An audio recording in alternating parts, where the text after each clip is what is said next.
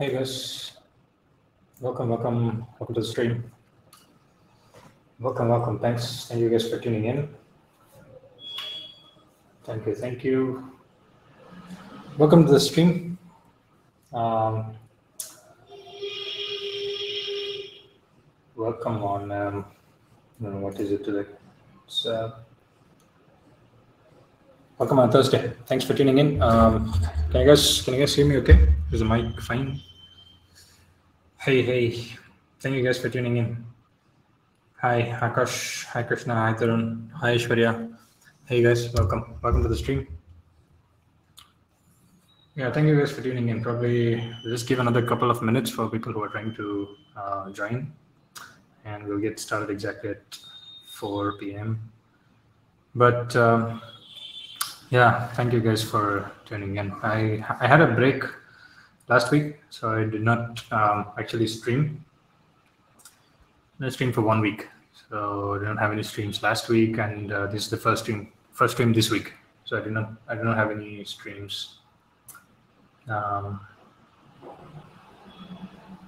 did not stream this week so far, so this is my first stream this week as well. Mariam, hi guys. Hey, welcome everyone who is tuning in. Probably give another minute for people who are trying to join in. But yeah, how are you guys doing? How are you guys? How's your day? What are you guys up to? Naveen says hello. Hi Naveen. What's up? Thank you guys for joining. Thanks a lot. Yeah, I just tried to do one stream last week, but yeah, I could not do it. Day's been good. What about you? Yeah, my day is going good so far. It was really productive. The last four hours, it's been really productive, and just jumped on to start some live streaming and talk to you guys about stocks and cryptocurrencies. Yeah, Naveen says just got done with college. Good, so soon. Yeah, but it's just for are you attending college from home? No. Jatin says hi Jatin. Hey guys. Yeah, I had a week gap last week. I did not stream. Some happy news for you guys. The happy news is I got engaged last week. Last weekend was my engagement. If you can see the engagement ring, I got engaged last weekend. So that's the reason. I don't know how this, the wedding engagement and all these things put a bunch of things on your schedule. So I could not really get a lot of time to do any streams last week. So yeah, I just wanted to make up to you guys. Just trying to keep this week really light, so that I just want to prep or build the base for the next week streams and content. So we're planning to do one stream per week where we talk about cryptocurrency and how the market has been in general, week in, week out.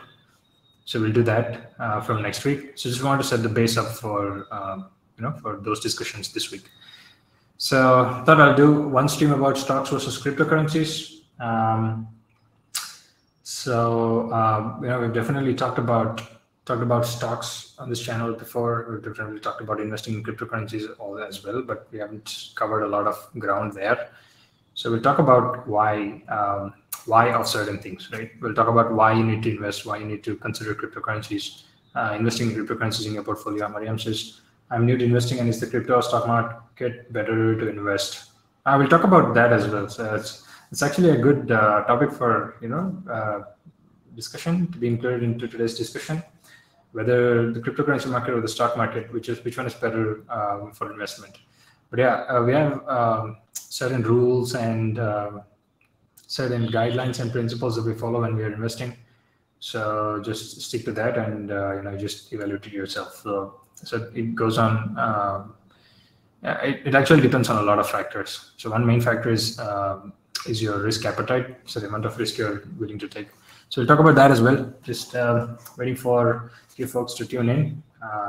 But yeah, I can see a good number of people who have already tuned in. But yeah, welcome guys. So if you guys have any topic or question on your mind, when it comes to stock market investing in cryptocurrencies, post in the chat, and I'll pick that up in today's discussion sometime, probably in the middle of the discussion or later on. But yeah, welcome everyone who has tuned in. Really appreciate you guys joining on a Thursday afternoon. But yeah, as I said, since I got engaged last weekend and I'm getting married in November, so the wedding is in November. So I might be busy a little bit later on as well. But yeah, so that's the reason I was busy last week and could not do any streams last week. So that's there. Yeah, thank you guys for all the wishes. But yeah, I'm now back with some good content in mind. I'm creating a roadmap on what content and what's the topic that I'll be talking about on this channel. So yeah, most of it revolves around cryptocurrency, Web3, blockchain technology, and things of that sort. But yeah, just when it comes to investing in crypto and cryptocurrencies and stocks from a financial perspective, from an investment perspective, trying to create a roadmap on how or what topics that we need to discuss, what topics we need to have discussions on. And so best wishes, thanks. Thank you guys. So again, I just wanted to show you guys a bunch of things before we wander off from the topic for today. Let me just quickly share my screen. Share screen, and I had this screen up. I don't know if you guys noticed, but people who joined, so I actually started the live stream around 3:50 or 3:52 p.m. About 8 to 10 minutes before the scheduled time. So this was the screen I had. So this actually is in CoinMarketCap. I don't know if you guys know, but let me just quickly reset that zoom in for you, and it's actually on CoinMarketCap. So there's a timer that's running for the Ethereum 2.0 merge. Shreya says I saw this one here. Yeah. But yeah, the new coin launch. It's not exactly a new coin, but it's the Ethereum is transitioning to from proof of work based consensus algorithm to proof of stake. Right, so that's the event. But yeah, people, I don't know, even personally, I do consider it to be one of the greatest milestone events that's going to happen in the cryptocurrency industry, in the blockchain market, or in the blockchain space altogether. But yeah, I personally also feel that it's really overhyped, because we already have a lot of blockchains that are running proof of stake, and Ethereum transitioning to proof of stake is one of the biggest. It's definitely a big deal, because Ethereum has a lot of dApps running on it, and transitioning to proof of stake, and also the sharding and everything that's planned afterwards. If you guys are following the Ethereum roadmap, the Ethereum Foundation's roadmap, so you guys would know what I'm talking about. So it's the sharding and everything. So the phase, the number of phases that come after the merge. So that's really good things happening to Ethereum. Jatin has a question, sir. What is proof of stake? Proof of stake is the consensus algorithm. Is one of the consensus algorithms that's available for running a blockchain. So it's pretty technical, if you ask me. We'll definitely discuss about what are the consensus algorithms that are there, and what exactly is a consensus algorithm. That we need to understand that first. So pretty sure in one of the streams that we did earlier, we talked about how blockchain works on a basic level, on a 30,000 feet overview. We talked about how a blockchain works. In that, we also talked about how the nodes communicate with each other and come to consensus. Coming to consensus means that all the participants of the blockchain, all the nodes or all the computers that are connected to the blockchain, agree upon the same state of the blockchain. Right? It means that let's say Jatin has 5 Bitcoin. Means to say that all the computers that are connected to the Bitcoin blockchain should agree that Jatin has 5 Bitcoin. Right? So that's an example of the state of the blockchain. So how these computers or how these blockchain participants talk to each other and then come to that agreement is what we call consensus, right? So consensus is actually achieved based on algorithms, and proof of work is one of the most popularly known algorithm that's being used by the Bitcoin blockchain and the Ethereum blockchain. But also there are other blockchains which are running proof of stake, in which there's not a lot of computational power that's being used. Proof of work is this high amount of computational power one should, whoever is running Bitcoin node on their computer, they need to, expend this high amount of computational power to, it's basically how the proof of work algorithm works. So that's what it uses, high computational power. People trying to solve or guess some number. So the CPUs or the GPUs that they use, so they just keep running at 100%. So proof of stake is you just stake certain amount of the native cryptocurrency or tokens of that blockchain, and then it just means that you have a stake in the system. You have skin in the game. So it's not in your favor to cheat the system. Try to cheat, right? So we'll talk about all these things, from technical standpoint in one of the other series of streams that I'm planning. I'm planning to do blockchain and cryptocurrency technology. From a technical perspective. So I'm willing to do, talk about Ethereum, talk about blockchain development, talk about Web3 and technologies that are involved in this. So talk about that. So we'll definitely talk about blockchain and everything. So we'll also do a series of streams where we'll be learning new concepts that are new to me and concepts that are new to you guys as well. So that if we can have better discussions when in terms of sharing knowledge and sharing what I already know, sharing what you guys already know, things like that. So which blockchain is more stable? So stability is actually depending on a lot of quantified factors. So when you have to measure stability, it has to be quantified and it has to have some numbers behind that are quantified. So what do you consider stable? Do you say that the blockchain that's being used by the highest number of people, the most number of people, right? Most number of people, what are the blockchain they're using? Is it stable or I don't know. In this case, Bitcoin is still running proof of work and it won't change, but Ethereum is moving to proof of stake, which some people really don't really consider decentralized. So, but proof of work, there's no way someone can, hack it, because it's really expensive to gain 51% of the network to perform a civil attack or any kind of attack on the network. So that's, you can consider that stable. But from an investment perspective, I think all the good cryptocurrencies which have like good utilities, good fundamentals, definitely cryptocurrencies like Ethereum, Cardano, Solana, and Binance Chain, a lot of these things.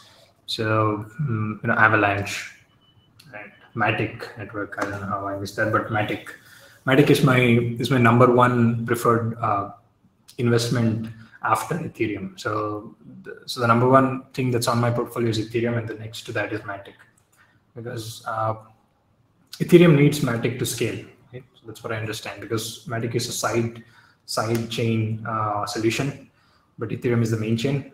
So these two things go hand in hand. Ashwar has a question: will the prices of ETH go up? Prices of every cryptocurrencies that are fundamentally good, fundamentally useful, will definitely go up. That's just my one-line answer to you. If you're looking at things like Bitcoin, I still don't understand what's the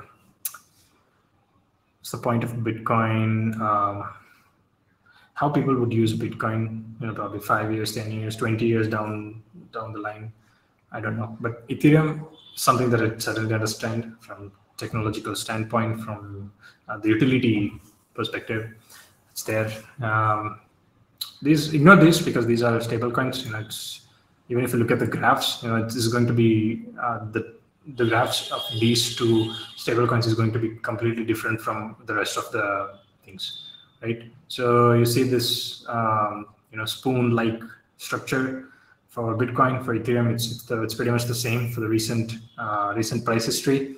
And it's going to be same for Binance. It's going to be same for Ripple, Cardano, Solana, everything. But except for these stable coins, you don't really have a lot of movements there. So it's going to look different, the graph-wise. So ignore these two, and we'll just probably add a filter here. I don't know, category. Probably, I don't know if there's smart contracts, yeah.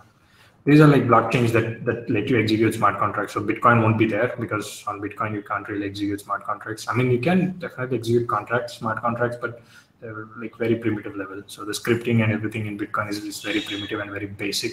It's very limited.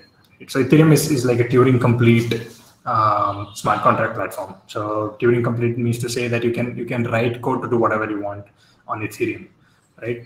So that's the meaning of Turing complete blockchain platforms. So smart contract platforms, I mean. So yeah, if you just add a filter smart contracts, you just look at these. AVAX is the token for Avalanche. Ethereum Classic. So this was back in, I guess, 2017 when Ethereum had a hard fork. People who did not want to move to the actual ETH Ethereum that you see now, they stayed back in Ethereum Classic, and that's what this is. So Ethereum Classic is the main first Ethereum chain that was that was formed. That's still running, right? Chainlink and all these different things. But yeah, if you look at the overall view of the market, we'll also probably go to, I don't know, let me close this one and then probably go to trading view. Let's look at some charts, because we're talking about stocks and cryptocurrencies from an investment perspective. So yeah, how can we do that without looking at charts, right?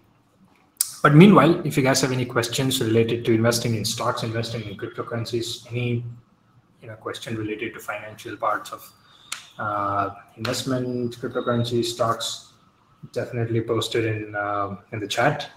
And if you guys haven't followed my channel before, hit the follow button, and you'll always get notified on your WhatsApp everywhere whenever I go live. So in this channel, I mainly talk about blockchain technology, cryptocurrencies, Web3, and decentralized finance, right? So the thing is a question: how do we read a chart? What are the primary things to look at? Yeah, well, I'll try to cover the basics of how to read a chart, when you're looking at chart of any financial instrument, right? So financial instrument, it need not be just cryptocurrency or stocks. It can be anything. It can be a commodity that's traded in the market. It can be it can be something like gold or silver. It can be something like I don't know, crude oil. It can be anything. It can be foreign exchange currencies like Australian dollar, it can be rupee, it can be anything for that matter. Reading the chart is pretty much common across all the financial instruments. You just see a chart. I mean, talking about candlestick chart here, you see there are different kinds of chart. There can be line charts, there can be bar charts, there are different kinds of chart. If you just go to TradingView homepage, this is just a line graph, right? I'm not talking about this. I'm talking about candlestick charts. Right, chart that has candlesticks formed based on price movements and price history. So I'm talking about that. So we'll look into charts as well.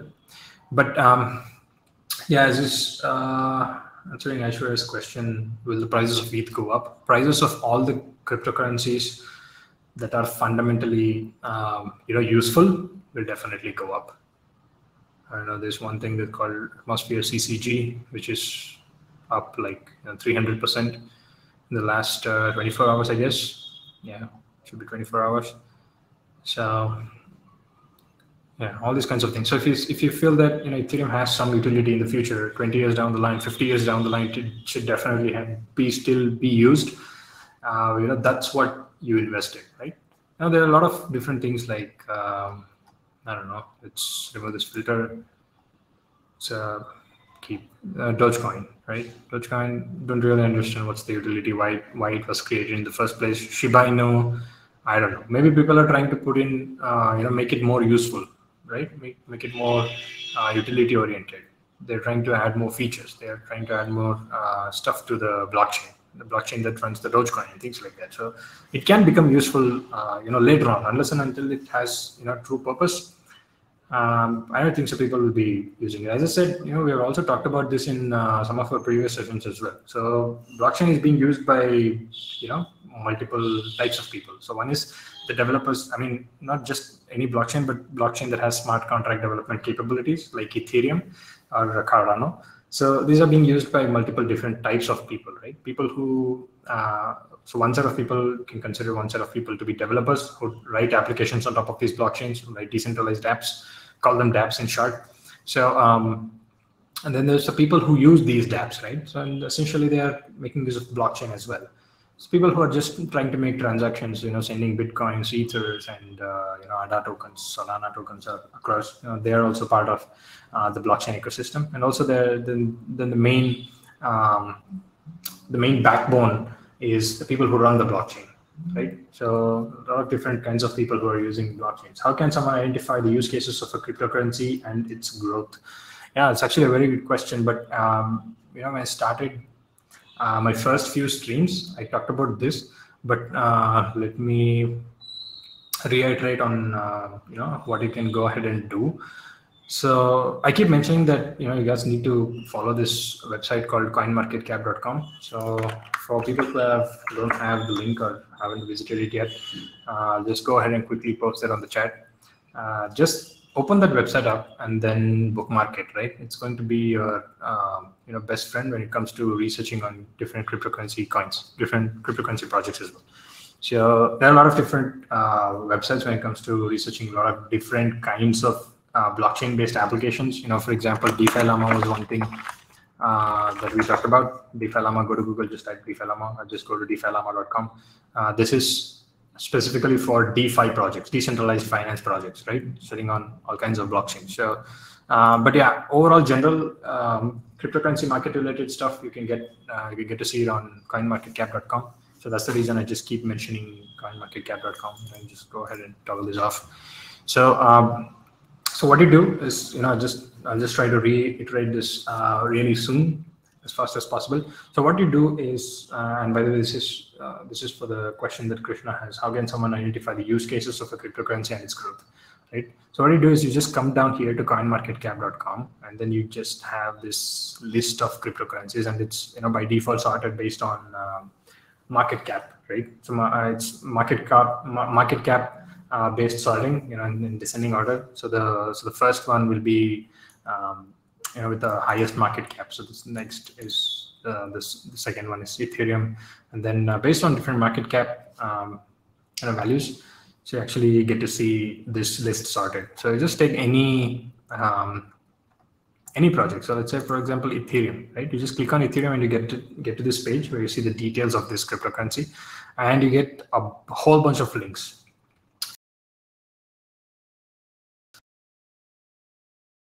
Sorry, you get a whole bunch of links where you can read about and explore about those projects. So if you go to this website, drop down, you get a link where it takes right to the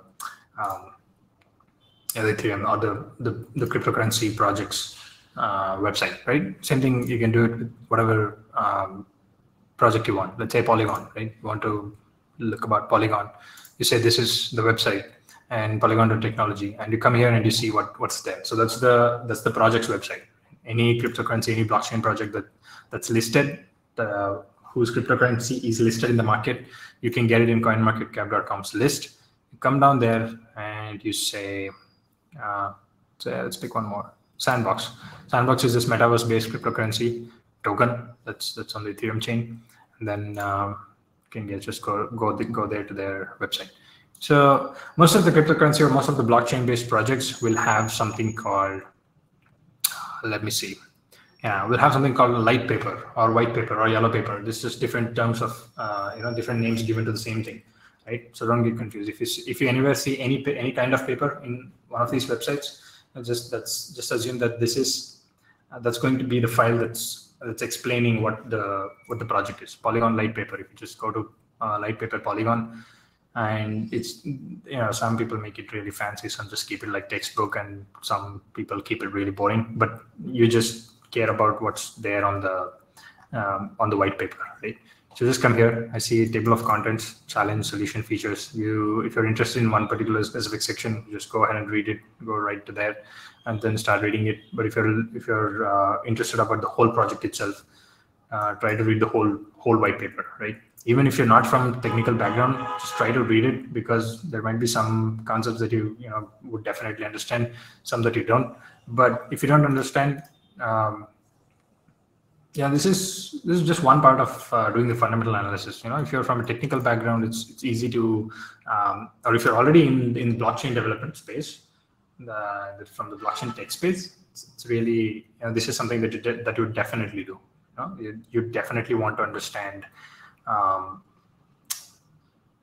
the technicals of blockchain projects. So you come here, you see challenge Ethereum is the blockchain development platform of choice, but it has limitations. What are the limitations? Low throughput. It means like very less number of transactions per second or per minute. The throughput is very less. Banking systems can go up to like thousands of transactions per minute, but blockchain it's very limited, right? So the main idea is they'll try to explain what they're trying to do, the Polygon project or the Polygon network, what it does.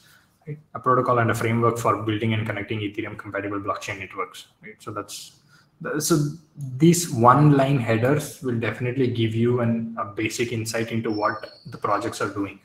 Right, so one-click deployment of present blockchain networks, interoperability protocol, adapter modules, security as a service, growing set of modules, all these different things. They'll give you diagrams, they'll give you graphs, they'll give you all kinds of descriptions to help you understand what exactly is the project doing. So in this case, Polygon is trying to be a scaling solution to Ethereum. So you just come here and read. What's the protocol like? What's the features like? What are the features? What's the security like? And where it exactly fits in the Ethereum ecosystem and all that. You try to understand that. And if you still feel like Polygon is going to be something that's going to be used no matter what, like 10, 20, 50 years down the line, a solution or a technology like Polygon, this side chain scaling solution like Polygon should definitely exist. If you feel that, then you already know that where do you stand with your conviction towards this project, right? So that's what I'm talking about. So we also looked at Sandbox. Sandbox came, a lot of people play. A lot of people played the alpha. A lot of people bought virtual lands inside the Sandbox metaverse. I don't know if you guys know what the Sandbox metaverse looks like, but Sandbox is one of the popular metaverses. I don't know if it's more popular than Decentraland, but it's next to Decentraland. Decentraland and Sandbox. These are the two most popular metaverse projects that are that are most happening, right? So things like that. So you just come here. If you hear about a certain cryptocurrency coin name, you hear about a certain token name, just come here. You come to CoinMarketCap. Let's say. You want to search for something that you heard, right? Let's say I search for Frax. Frax is something that I heard from a friend or someone or any just randomly on the internet. You just search that. You come here. You go to the website and you start reading. So that's the technical side of doing things, right? But what about for people who are not from the tech side? Reading the technicals is definitely for everyone because you understand what the technology is and why. Because when you come to invest in cryptocurrency, you don't just invest because there is an asset class. You call it cryptocurrencies, and you just invest it for that sake. You don't do that. You invest in cryptocurrencies. Not only in cryptocurrencies, you invest in anything because you understand or you have conviction over. You have the reasoning, the necessary reasoning to believe why the price of something that you buy should go up. So I have Ethereum coming up in Hindi as well. This is in Kannada, Ethereum. It's really awesome to see all this Indian languages coming up here. But yeah, so basically what I'm trying to say is you need to have good reasoning to believe why something that you bought will go up in value. So in order to have that conviction reasoning, all you can do is just do your own research and find. I'm not telling you guys to find reasons to believe in a project, but the best thing you can do is find reasons to not believe in a project, right? That's how you'll eliminate all the risky stuff, all the shady things, and all the things that you don't want to believe in, right? So if you just find, let's say we go back to the Polygon white paper, and if you just look at, try to find a bunch of things to understand why you need to invest in this. So everything that you see in this file or in this document is going to make you believe that this is the project. This is the project that you want to invest in, right? So, and you just go ahead and pick one more, let's say Solana, and you go to solana.com. Probably this should be a white paper link directly here. Yeah, Solana white paper, and you just come down and read here. It's definitely going to be a lot of things different from what Ethereum, Cardano, and other blockchains are doing. So if you just read this, if you just read it from a perspective to find reasons to believe in this project, you'll definitely end up investing in it, and you'll definitely end up investing in everything that you read, right? So you read about 100 different cryptocurrency coins here in this list. You'll invest in all of them. You'll feel like investing. You'll feel like buying all of those because you're with a mindset to find out reasons, to believe or to be positively biased towards that project. So that's the reason I keep saying, people who are trying to invest, find reasons to not believe in projects, right? So that's definitely there. So yeah, that's one thing I just wanted to conclude this part with. So how you do fundamental analysis, how you go about reading technical papers, and how you go about researching your the cryptocurrency projects that you want to on coinmarketcap.com. But analyzing any asset class, any financial instrument has two things to it. There's technical analysis and there's fundamental analysis. So whatever you do in order to understand the fundamental utility of the project or the instrument or the asset class is fundamental analysis. As opposed to that is technical analysis, which in which you just analyze the price history, the price movements, and just don't care about market sentiments, don't care about other factors, don't care about fundamentally whether the asset is good or bad. So let's say, for example, Dogecoin, right? Dogecoin. Doge USDT. So let's say, for example, Dogecoin. Here, let's assume that there's no utility whatsoever for this crypto project, but still, you come here and probably if you had bought Doge here and then you sold it here, you would have easily made 50%. You still can trade, you still can invest, you still can do short-term trades and whatever you want, even if you don't know the fundamental reason as to why you need to put in your money in that. So that's technical analysis. Technical analysis is just looking at charts, looking at price movements, and technically understanding what's going on with the price, right? So that you can take advantages of price movements when price dips below a certain point. But it basically goes with strategies. You need to have a fixed strategy in place when you're doing trading and things of that sort. We'll definitely talk about how you can develop your own strategy, how you can start trading, people who are interested in trading cryptocurrencies, people who are interested in trading derivatives, people who might be already trading stocks, but looking into getting into cryptocurrency trading. It's, I don't know, for me, it's like 75% of the things are same, but only a little bit of differences when you trade crypto because it's really highly volatile. So things like that. So when it comes to technical analysis, you don't really care about whether fundamentally this project is good or not. Technical analysis is used to make short-term bets, like day trading and short-term swing trades, things like that. So technical analysis, you just use it for making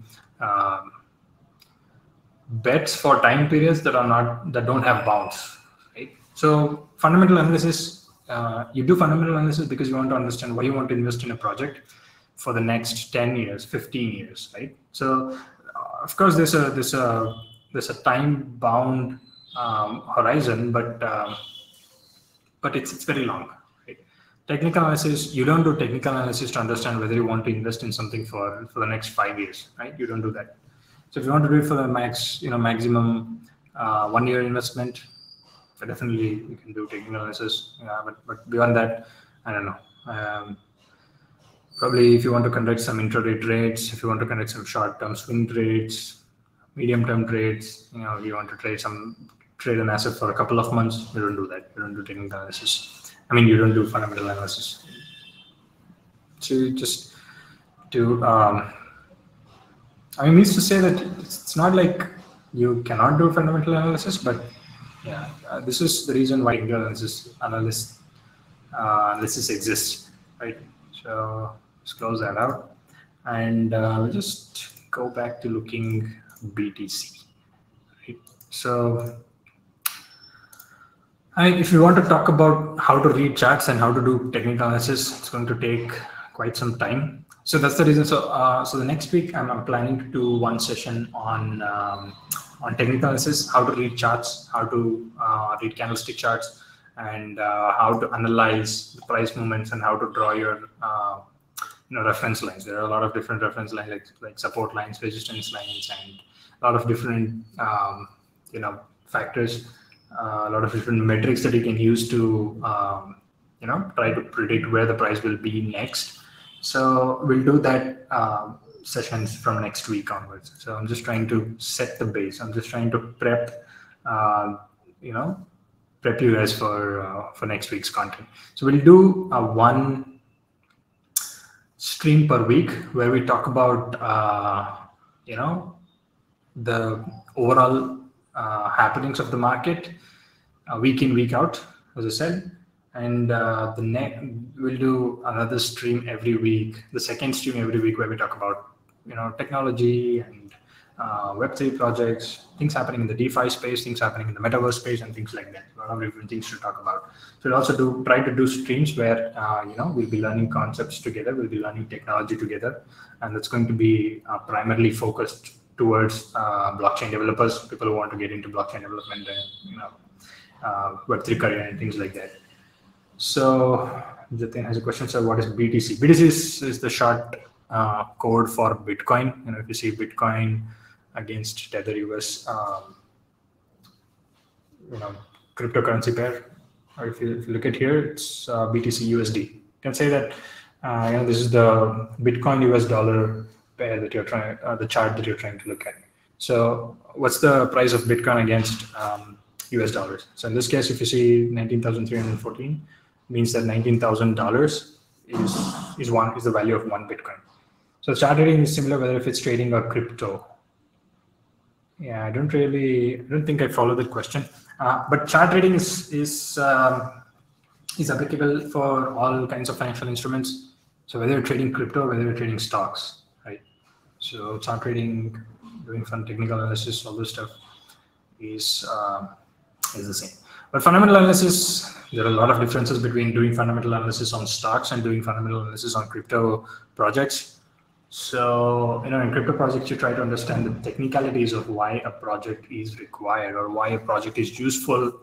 But there are a lot of different factors, like reading the balance sheets, reading the P&L statement, reading consolidated statement of quarter over quarter of companies when it comes to investing in stocks. So a lot of different things. I'm not much deep into fundamental analysis on the stock side, but I do a lot of fundamental analysis on the cryptocurrency side, because that's something that I understand. Because being in the Web3 tech domain, that's something I'd like to do, because understanding the tech behind all these projects, something that I enjoy. So that's the reason I got into fundamental analysis as well. But yeah, I'm more into technical analysis big time. Yeah, that was actually a mouthful, but okay. I just wanted to talk to you guys about why you need to invest in stocks or cryptocurrencies. But before that, I don't know if you guys, how many of you guys have been part of my earlier live stream sessions. But let me just stop sharing. Yeah, I don't know how many of you guys have been a part of my earlier live stream sessions, but we talked about portfolio, how to manage your portfolio, and how to, take out a portion of your monthly income and set it aside for investing. Right? We even talked about examples where we, considered someone with a monthly income of 50,000 rupees and how they can, start investing and how they can take out money aside for investing, and what's the financial plan that they can follow. So same thing, just to reiterate, so if you're someone who's, looking to get started in investing, probably have a monthly income of probably, let's say, I don't know, 40,000, 50,000 rupees, it's just trying to keep it, basic and real for now. So if you're someone who's probably earning, I don't know, somewhere between 30 to 50,000, And let's say you're someone who is earning 50,000 rupees per month. So the same things go with every income groups in terms of percentages, because we are talking in terms of percentages, except one thing which I'll mention in a bit. So let's say you're someone who's earning 50,000 per month, and your expenses come up to, say, I don't know, 30,000 rupees. It's close to 60,000. 60% of your monthly income goes into expenses, and you have 10,000 rupees which you are using for your side expenses, or your wants, basically all the extra things that you need. You're partying every once in 2 weeks. You're trying to hang out with friends. You're trying to get dinner outside. So things like that. You have some other EMIs or things like that. So let's say you're using up 10,000 out of your total income for that. You're left with 10,000, which is basically 20% of 50,000, and this is the minimum amount that you should be investing. According to the 80-20 rule. So at least 20% of your income should go into investments. How much should we invest when we are earning 50K? Yeah, at least 20%, right? So that's the minimum.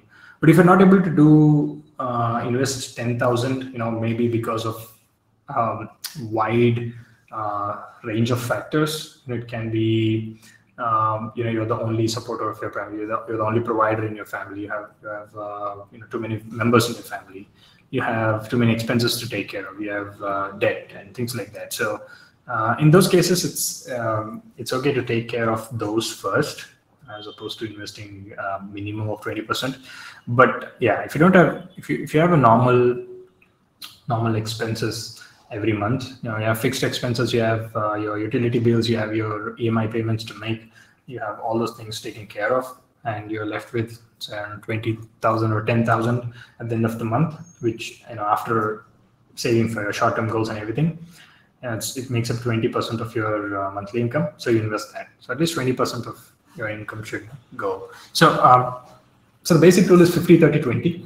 50% of your income can be used for expenses, and 30% of your income can be used for your wants or desires. Let's say you want to buy, you have bought a bike on a loan, right? You have bought an iPhone, I don't know, on a loan maybe, or you're trying to buy an iPhone by saving up some money. So this 30% chunk can go into that.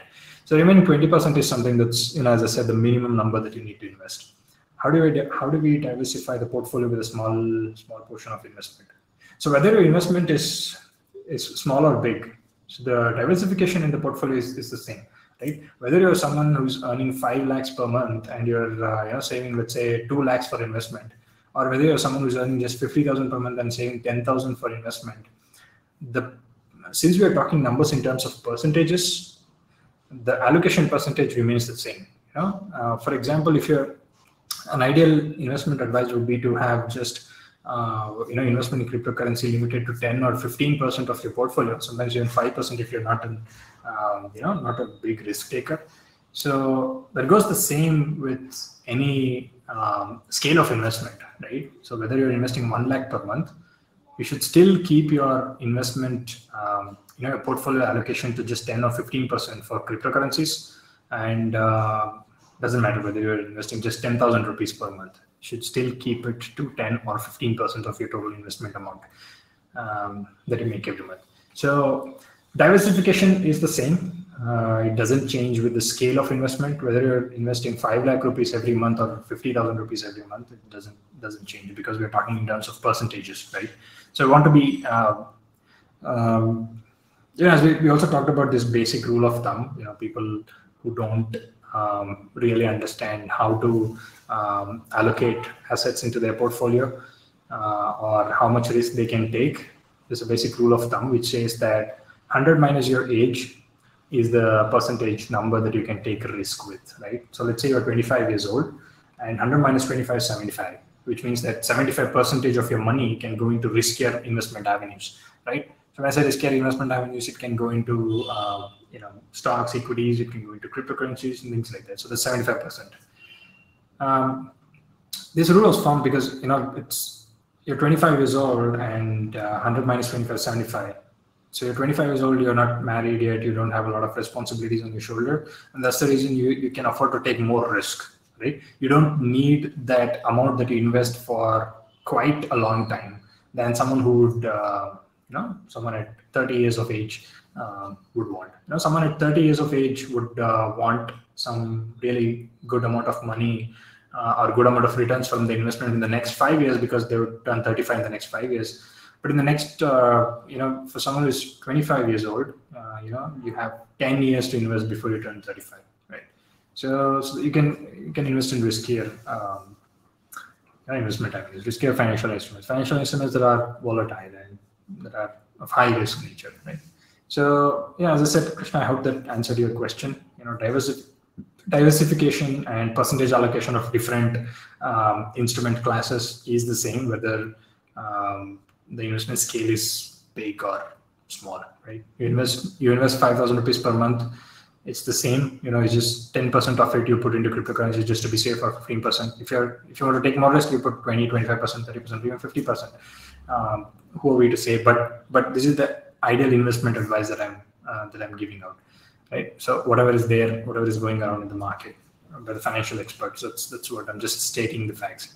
But yeah, as I said, anything that we talk or anything that I display in this in these live sessions should not be considered as investment advice.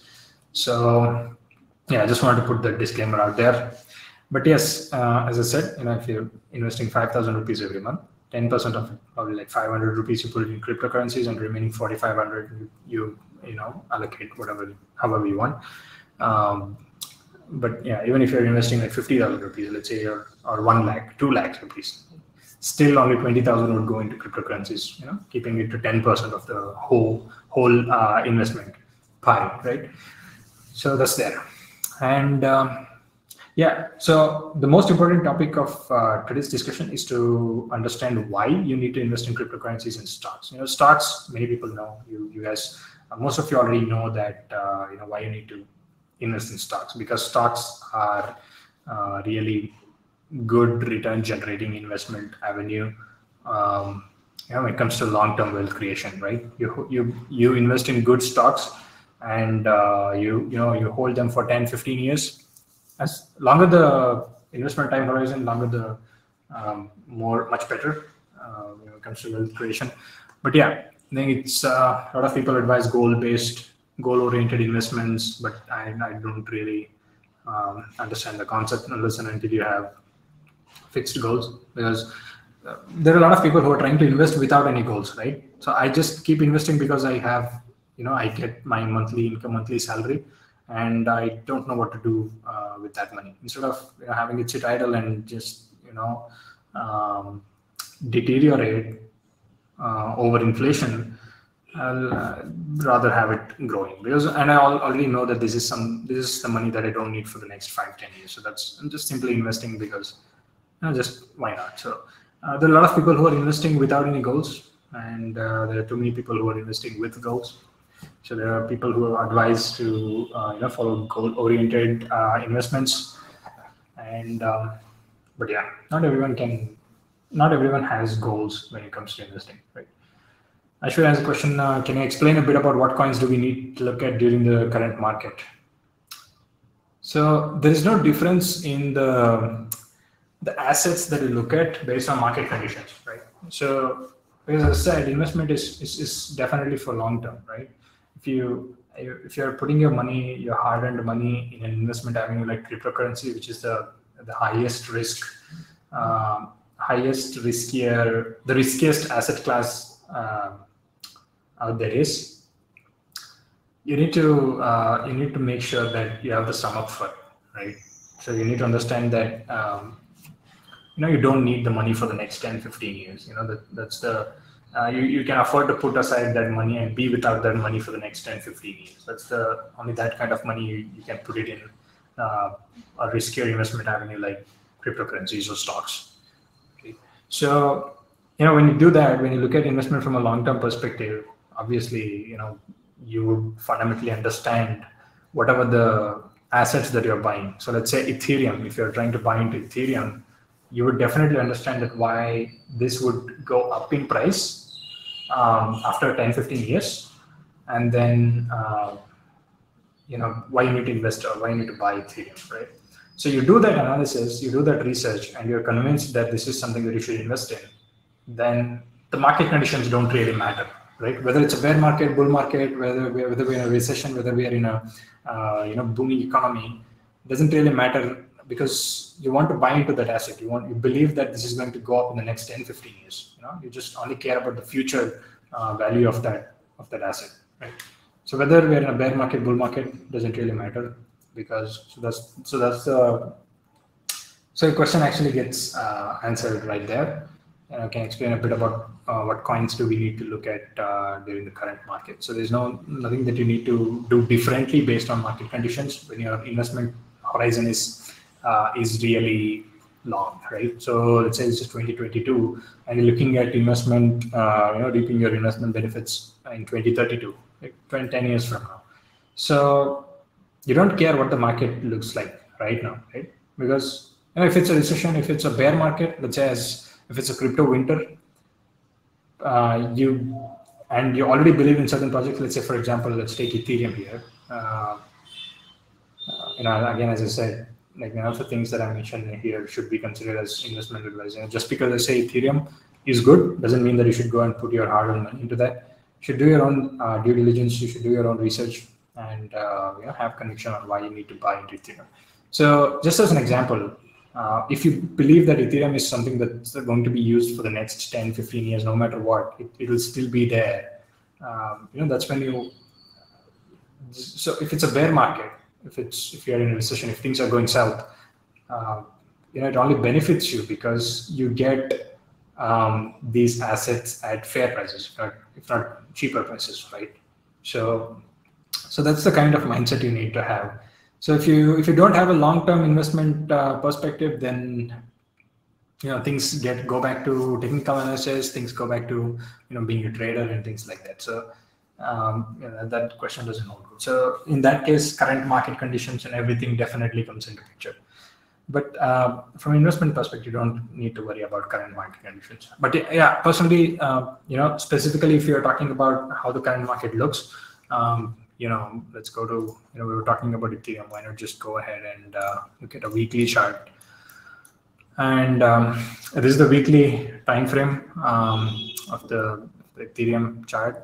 So if you see, this is the all-time high. All-time high was at $4,868, and from there, right now, whatever the price is, it's down 66%, right? Which means to say that when price was around here, let's say back in Feb 21,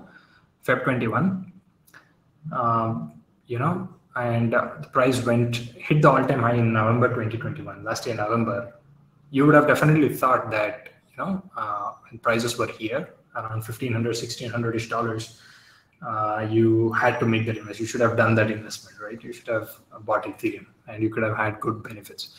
But right now, the price is again back to the same range that you were looking at. But why not buy now, right? So that's the reason.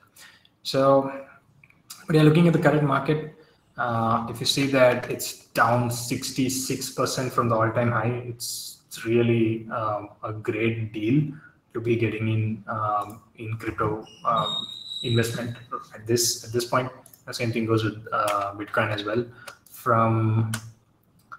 This was from right now it's close to over 70% down from all-time high, which is like you're getting it for 1/3 of the price. Right? You're getting it for 1/3 of the price. The all-time high was $69,000. And you're getting it for $20,000, which is, I'm pretty sure you would have thought, that you should have bought some Bitcoin back when it was $20,000, and it was somewhere around 2020 November last year. Last year, same time, it was way below that. Last year, same time, September, it was $10,000, and it went sevenfold in a matter of 12 months, right? So now that's back to the same price range, $20,000, $20,000. And if you believe that it's going to break the all-time high again, why not just keep making investments? So that's the reason you don't need to time the market, because you can't time the market. you can't really decide when to invest money, because when let's say when I don't know if yeah. So this is November 2020, right? So looking at, if let's say you are in September or November 2020 and looking at this price formation, you could have thought that, the price has risen so much now, it's going to only fall from here, right? So that could be the case if you try to time the market. But let's say, the week after that, it again rose, and then again rose. So it again went up the next week. So this is all just weekly, and let me just increase price.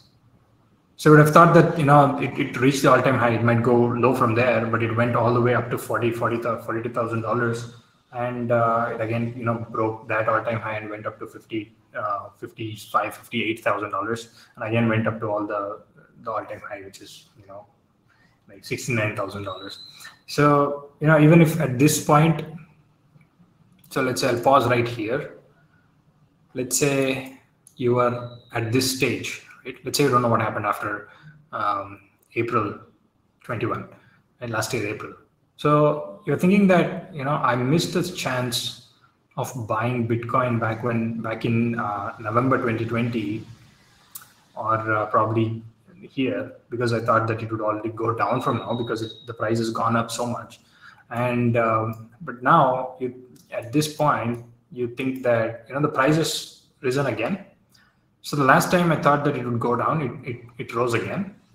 So then this time, if you have tried to time the market and then started making investment at this point, it went all the way down to being half, right? So that's bad, right?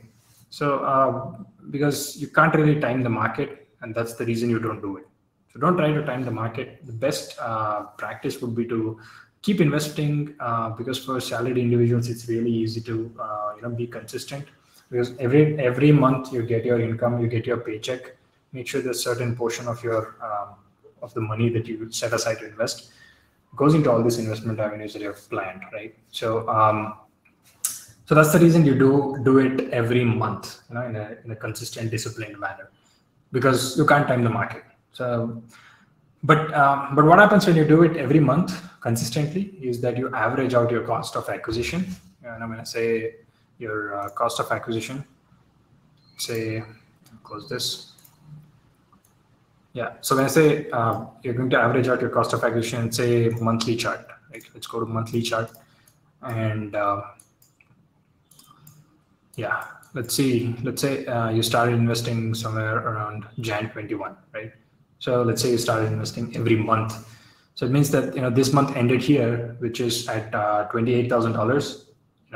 You bought some Bitcoin when it was $28,000, and the next month it ended here. You bought some Bitcoin when it was $33,000.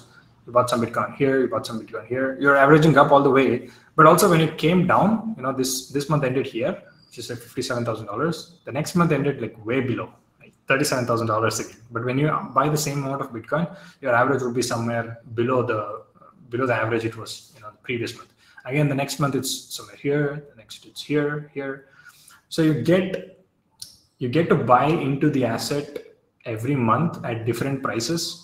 So in the long term, your cost of acquisition, the cost at which you bought the investment, your average cost would be the cost of acquisition would be averaged out. You need to say that it won't be high, it won't be low, it will be somewhere in the middle, right? Because sometimes you bought it at the top of the market, sometimes you bought it at the bottom of the market. So it will be somewhere in the middle, because you average both up and down. So when do we sell the coins? After what time gap? Since I'm not intraday trader. You sell the coins based. I don't know what exactly is the question here. Are you talking about selling the coins for profit after holding them for a long term, or are you talking about trading? That's quite not clear. Be a part of both the bear and bull market equalizes the investments. Yes, yeah, that's exactly what I want to summarize. Because if you participate in both the bear and bull markets, you would know that your cost of acquisition is averaged out. That's what people do. So when you know, if you have the time, or if you have the time to do the research, or if you have the time to crunch some numbers, just go ahead and see what's the what will it be like, what will your portfolio look like if you had made investments only when the market was down, right? So let's say we go into a weekly time frame, and market rose all the way up here, and you haven't made any investments, or let's say probably you made market went up till here and then pulled back. So you thought, this is a good dip, and you bought some here, like $29,000, and again market rose up and took a dip. You bought some here for $82,000, and again took a dip here, somewhere in $30,000 range again. So you bought some there, again a dip here, and again a dip here. So if you have the time to crunch that numbers, if you go ahead and look at someone who tried to time the market and only buy at dips, as opposed to someone who did a systematic investment plan and then was consistent with their investments every month. The guy who would have invested without looking at whether the market was up or down every month would definitely most of the times have outperformed the guy who bought only at dips, right? So most of the times that's the case. So that's the reason why I advise, why everyone advises that you don't try to time the market, all those things. Yeah, monthly investments definitely depends on what's the profit you're looking at, because when it comes to trading, short-term trading, intraday trading, swing trading, medium-term trading, a lot of different things are involved. So let's say you're trying to buy somewhere here, and let's say you're trying to buy it here.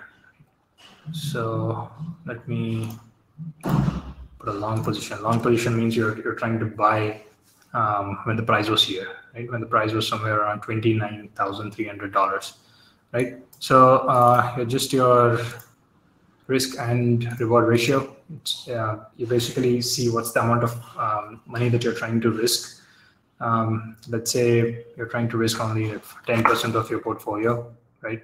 So let's say you start with 50,000 rupees, 10% of your portfolio would be 5,000 rupees, and means to say that you can only afford to lose 5,000 rupees in that trade, right? And based on the amount you can afford to lose, you buy as much Bitcoin or as much units of that asset. So your stop loss, let's say, would be somewhere around here. Let's say, hypothetically, it's position sizing and how many units to buy, what's the quantity to buy, and all those things are very technical as of now. But I'm just hypothetically giving an example. Let's say you bought it at $29,325, and your stop loss is at here, right? So you want to get out if price dips below this, meaning that you lose 5,000 rupees. When this happens, when the price hits this point, you lose 5,000 rupees and you exit out of the trade, out of that position, right? So to decide when to sell or when to take profits is basically coming from your risk to reward ratio, right? So let's say risk to reward ratio in this case is 2.78. The minimum risk to reward ratio that you need to aim for is 1:2. For every 1 rupee that you're risking, you need to get 2 rupees, right? So in this case, if you're risking 5,000 rupees, you need to aim for 10,000 rupees profit. That's the minimum, right? I mean, there are a lot of people who are trying to trade with 1-to-1 risk to reward ratio, which is not good because it's going to eat up into your profits later on. You can't do that for a long time on a consistent basis. But 1-to-2 risk reward ratio is the minimum that you need to target, right? So let's say in this trade, if you're risking 5,000 rupees, as soon as you need to wait till you hit 10,000 rupees on the profit side, and after that, you book half your profit and just wait to run, ride the bull run much further, or whatever you want to do. It depends on when you want to totally exit, but risk to reward ratio 1:2 is definitely there. So what is all this risk reward ratio? What's position sizing, and what's the amount of risk you need to take? How to calculate risks? How to calculate what's the quantity to buy in trades, and all those things we'll cover in the live stream discussions where we talk about trading and technical analysis and all those stuff. So now just yeah, I hope that answers your question. I should. When do we sell the coins in trading? This is how you do it. So when you're risking 5,000 rupees, you wait at least till you get 10,000 rupees profit. Right? That's just one example there. For every 1 rupee that you risk, you get 2 rupees. So 1:2 is the risk to reward ratio. This is what we're talking about. Okay. So yeah, that was a good example over there. And yeah, we were talking about why you need to invest in cryptocurrencies. So that's the most important topic that I wanted to talk. That was on the agenda for me in this section. But as I said, cryptocurrencies are the more riskiest asset classes, and then and that's the reason it has to be limited to a certain percentage in your portfolio. But yeah, it depends on the risk you're willing to take. Let's say willing to take more risk, willing to take a shot on, let's say you're trying to go in 30% of your portfolio as crypto, and then wait for next 15, 20 years. Definitely cryptocurrencies or blockchain platforms which are fundamentally useful are definitely going to stay. So with that conviction, let's say you're willing to take 30% risk. It's totally fine. If your risk appetite is high, you're willing to take more risk, and then in that case, it's go ahead. So I'm someone who's more bullish on the cryptocurrencies market as opposed to stock market, because the stock is something I understand, but cryptocurrency is something that I understand from the root, from the depth, right? So I understand the technology behind it. I understand the use case. I understand the utility and why cryptocurrencies are here to stay. So, and even in that, I filter out certain cryptocurrencies. Like, I keep my investment in Bitcoin to the minimum. Most of my investments go into Ethereum and Matic, so things like that. So I have my personal preferences when it comes to allocating investments or financial instruments in my portfolio. But by the way, yeah, I'm more on the cryptocurrency side. I'm big on cryptocurrency side. At least like close to 75% of my portfolio is I hold crypto, as opposed to just 25 to 30% or just stocks. Because yeah, as I said, cryptocurrency is something that I understand both from financial and technological standpoint. So that's the reason. So as I said, once you do fundamentally understand why these platforms or why these blockchain ecosystems are here to stay, and that's when you realize what's the potential of cryptocurrencies. Even if you look at the Bitcoin chart, let's look at a monthly chart. Look at a monthly chart, and on this on Binance, we have price history to backdated till 2017 August, right? So if you just look at the price history, it was at around $3,000 to $4,000, and then look at it now. And if it's like six, or it's easily 5 or 6 folds, right? So 2017, 2022, matter of 4-5 years, but 6x is not bad, right? Because in an ideal stock market investment portfolio, if you're able to generate, let's say, I don't know, 18% returns, so you'll be doubling your money every 4 years, right? So let's say you invest 1 lakh today, and you generate 18% return per year, and after 4 years, your 1 lakh would have become 2 lakh rupees, right? So that's assuming that on an average you generate 18% returns. So there's no safe way to generate 18% return. And similarly, there's no safe way to make 6x or 10x on any cryptocurrency as well, because it comes along with the risk. I mean, as a question, how often do you sell your crypto holdings?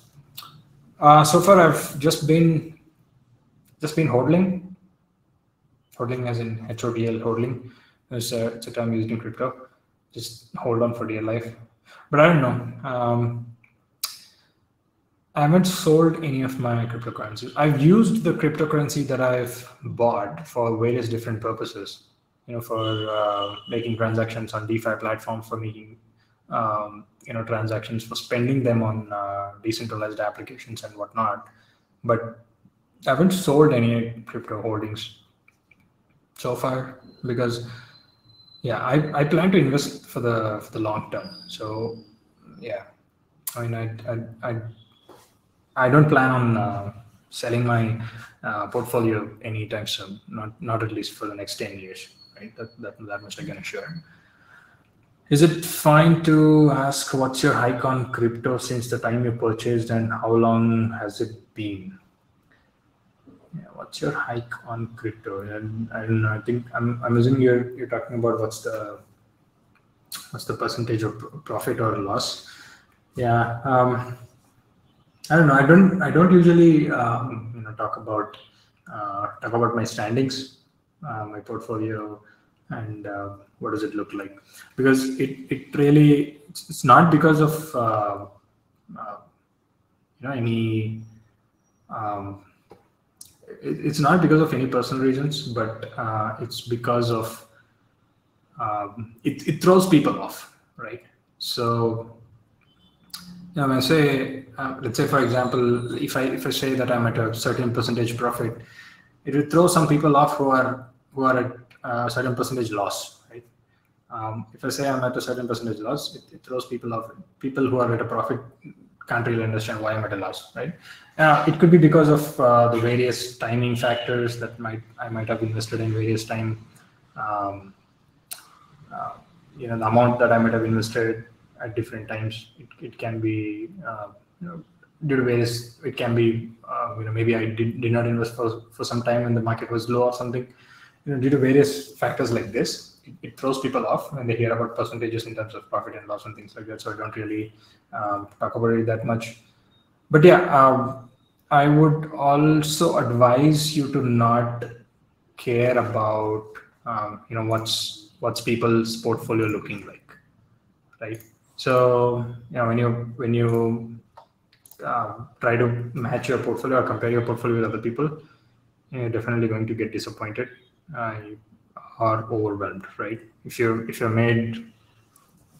done better than the other person's portfolio, then you'll feel happier. But if you're not, if you're way below what the other person has generated in terms of returns, you're going to get disappointed.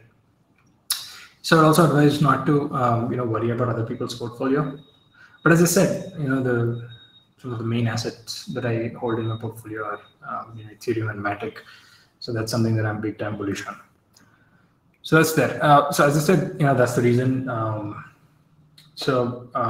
talking about why we need to invest in cryptocurrencies. So we need to, once you understand fundamentally what the cryptocurrency technology or what the blockchain technology is actually used for, which we'll also talk about in some of the future sessions. I keep telling this, but just hang on there with me, because I'm trying to create a roadmap, a structured set of content that can cater to all kinds of people. People who want to seek advice, or people who want to just talk about crypto from an investment perspective. And there are people who want to talk about blockchain technology from developer and career perspective. There are people who want to talk about all kinds of perspectives that are there when it comes to Web3, cryptocurrencies, blockchain, DeFi, and all those things. So just trying to structure my content. So I just wanted to set the base this session, and then prep you guys for what's coming next week. So as I said, from next week onwards, we'll be doing one stream where we discuss about the whole overall market sentiment, how the market has been week in, week out, and we'll try to learn technical analysis together, right? So I'll be talking about how you can go ahead and perform technical analysis, how you can read charts, how you can speculate. It's just more of a speculative business when you try to read charts and try to take advantages of price movements for your own benefits or profits, right? So we'll talk about how you can learn technical analysis. We'll talk about how you can do fundamental analysis on all these kinds of crypto projects and blockchain stuff. So we'll talk about all this as well. But yes, as I said, in an ideal investment advice, keeping your crypto allocation percentage to 10 to 15% in your portfolio is the ideal scenario. But as I said, I'm going like 70% in for crypto in my portfolio, and the remaining 30% is stocks. If you want to do that, if you want to do like 25% of crypto and then 75% remaining, feel free to do it. Feel free to tweak your portfolio allocation to whatever risk appetite you have, how much money you are willing to risk, even if that, crypto is the riskiest, because if you should be able to stomach that phase where, let's say, just assume that people who would have just speculated or just sat there and just watched these prices go all the way till 69,000, and one day they realize that they have some savings and they want to have some money that they can afford to invest, and they invested all in, imagining that this is going to only go up to from $69,000 to $600,000, right? So, but just look at the pathetic situation of people who have done that now. So they're just down 70%. If you have invested, like, let's say 5 lakh rupees, you're already down by 3.5 lakh rupees, right? So that's there. So that's the reason you shouldn't have that, ability in you to stomach that phase out. So all these things are definitely there, taking risks, and rewards don't come without risk. So especially the crypto market is a high risk, high reward play. So the only advice that I would give you is just stay in it there for long term. Don't spy crypto, hold it, just hold it for 10 plus years, and you'll see your money compound really well. That is given that you believed in only the fundamentally good and useful projects, right? So yeah, so since it's high risk, high reward, the percentage allocation, and what it has done, back from 2008 when Bitcoin started, and there would have been point. Like, even if you look at ETH, right?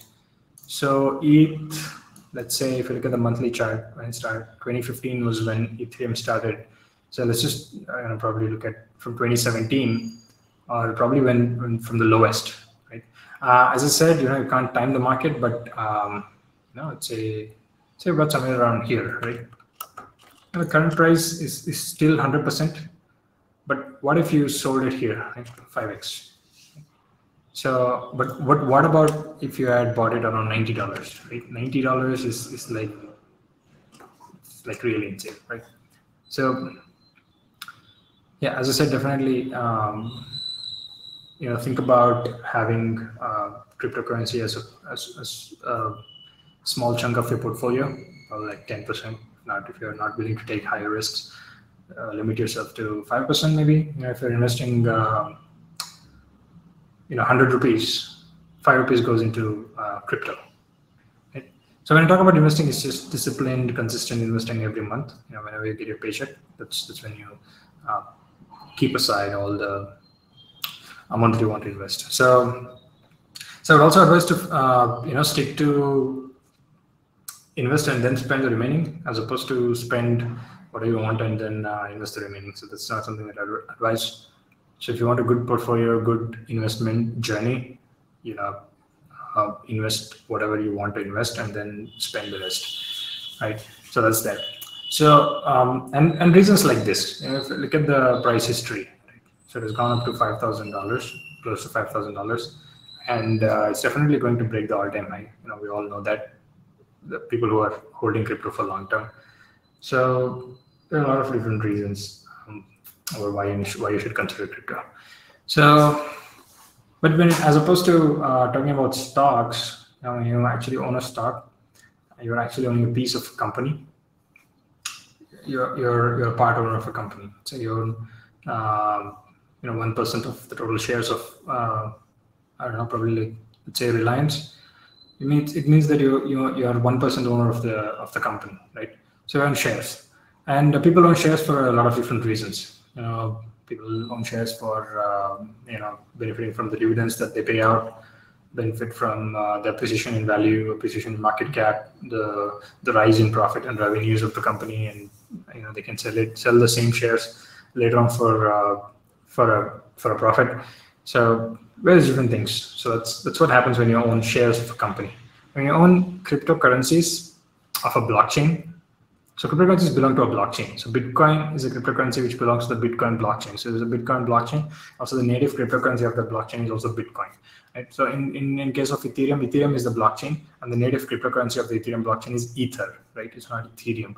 So Ether is the native cryptocurrency of the blockchain. So if you own Ether, you're basically buying into, trying to hold or trying to, hold on to a certain portion of the the number of cryptocurrencies that are there, number of current or the number of units of that cryptocurrency that are there. In this case, as I said, if you just go to coinmarketcap.com, go to Bitcoin, just go to Bitcoin, and you can see circulating supply, which means that 19,144,656 Bitcoin is in circulation. Is with people, and also if you see, there's a number called max supply, which is 21 million. Which means to say that only 21 million Bitcoin can exist, and some of you might already know this, that so as Bitcoin mining happens, new Bitcoins get generated into the ecosystem, and the last Bitcoin, the 21 millionth Bitcoin, is going to come into existence in the year 2140, right? So it's more than 100 years to go. So right now the total supply is 19,144,000. So which means to say that it's limited supply, right? So let's say in this, if you own one Bitcoin, you own certain percentage of the ecosystem, right? So in same goes in case of Ethereum, right? In case of Ethereum, so max supply, it's Ethereum will become deflationary once, once it moves to Ethereum 2.0, which means to say that it's going to go down in amount of Ether that are available for circulation. So right now the total supply is 122 million, right? So 122 million Ether are in circulation, and then whatever you do on the Ethereum blockchain, you have to pay gas fees, and this gas fees is paid in the form of Ether, right? Again, so that's the reason Ethereum, the Ether token will be, the Ether cryptocurrency will be definitely in demand. People who want to do anything on the Ethereum blockchain, they need Ether. So any application that you build on top of Ethereum, whatever it wants to, whatever the users of that application want to do, whenever you want to send Ethereum to Ether to other people, you pay gas fee in form of Ether. So Ether will always be in demand. So that's the reason this is limited supply. So yeah, that's the difference between when you own a stock, you own a percentage or a part ownership in a company. When you own a cryptocurrency, you own a percentage or part of the ecosystem's cryptocurrency, of the ecosystem's economy, right? So cryptocurrency is nothing but the economy of a blockchain, economy of a blockchain ecosystem. In Bitcoin, the Bitcoin is part of the economy, right? So that's the main economy. So what deals with money and what deals with currencies is the main economic center or economic core of the blockchain. So in the case of Ethereum, it's Ether. So that's why you're buying into when you're trying to acquire cryptocurrencies, right? So yeah, I guess that was a good amount of information. So probably if you guys have any doubts, feel free to post on chat. And yeah, in the future sessions, we'll definitely talk about, as I said, I'm planning to do one stream per week where we talk about market sentiment, what the market has been week in, week out. And we'll do one session where it helps. It's exclusively for Web3 career-oriented discussions, right? Becoming a blockchain developer, becoming a Web3 engineer, and learning blockchain development, learning blockchain in general, because it's pretty huge field in itself, and it's never-ending supply of all these materials and new innovations and developments being made in the blockchain space. It's just making your curriculum bigger and bigger. That's all I like to say. Could you do a stream where I can follow you and do investment? Yeah, I can definitely think of it, because at least anytime soon I don't see myself doing that, because I'll be able to do that probably once I get some good amount of audience. And for that, if you guys haven't followed me on Creator yet, feel free to follow me on Creator. And let me also quickly post my LinkedIn profile, so that you guys can also DM me on LinkedIn as well. So feel free to connect to me on LinkedIn. Feel free to message me on anything that you might have. And we'll be starting Discord community soon.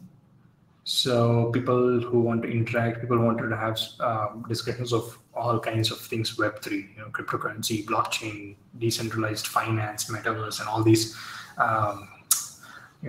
amazingly crazy stuff going on in the Web3 space. I'll soon be forming a Discord community, and I'll be posting videos on that later. But yeah, this was a great session after a week gap, close to 10 days now. It's been just over 10 days since I did a stream, I believe. But thank you guys for joining in, and I'll see you guys in the next stream, and probably it's going to be next week. And I'll see you guys. Take care. Bye-bye.